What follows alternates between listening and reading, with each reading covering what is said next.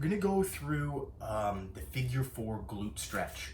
There's two variations, a seated variation, as well as a prone or lying variation where supine, where we're lying on our back. The back one's usually the one we start with, and we move to the seated one as things start to improve. It's a little more comfortable to do on your back, and you can feel the elements a little bit better. So let's start with that one.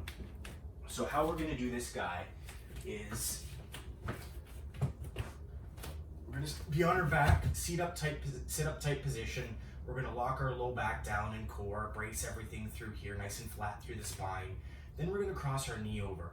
Some people might find their knees way up here. Some might be able to bring it down a little bit more effectively. Now, we're crossing it over and we're feeling like we're opening that. Now, after we do that, we're gonna try to use our core muscles and pelvic tilters to roll ourselves up. So that's gonna roll the pelvis up, keeping the low back down. Now, even just transitioning to this, by keeping the low back down, rolling the pelvis up, I'm feeling quite a bit of gluteal stretch here on the bent side. Now, you wanna keep pushing your low back down while you pull up. By keeping the low back down, it allows us to focus directly on the gluteal and hip. And it's a big, strong muscle, so we're gonna focus on being here for a little bit more time, 15, 20 seconds here, and then come back down. Now, a variation on this, because it's a fan-shaped muscle, the gluteal, we can get it at different angles. So if we cross all the way over, same thing, use our low back down, curl our pelvis through, and then reach on and grab, keep pushing that low back down. You're gonna feel this in a little bit different area of the gluteal. And the thing about the glutes is, once again, they're fan-shaped. They're not sort of a tubular style muscle, they're more of a fan-shaped muscle. So we have to get multiple areas. Hamstrings very straight and flat. We still do a little bit of a leg roll, but we don't need to do it as much as we do with the gluteal, which is a major fan-shaped muscle.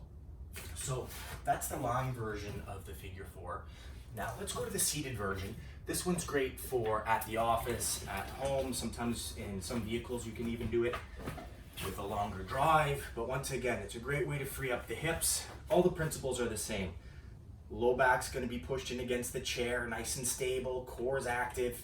We're gonna cross that leg over here. Now, instead of bringing everything up towards the chest, the difference is back is straight, we're tall, as though we've got a wire or line nice and through the top of our head.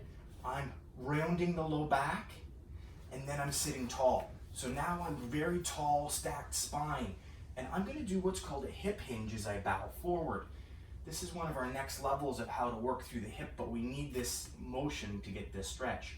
So you almost feel like you're super tall, you're nice and straight through here, and all of this bow through the hip comes with the spine dead straight.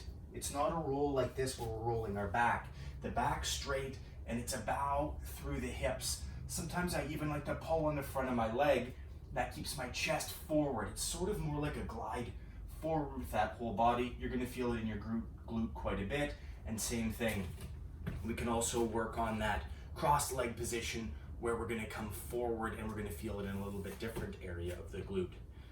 Glute's big, hold this guy for at least 10, 20 seconds. You're gonna feel as it starts to release, it's gonna go from tight, and it's progressive. All stretches are progressive. Starting gently feeling the stretch to working over that 20 seconds to a nice firm full stretch where you really feel like things are really opening up. So that's the two versions of the figure 4 glute stretch.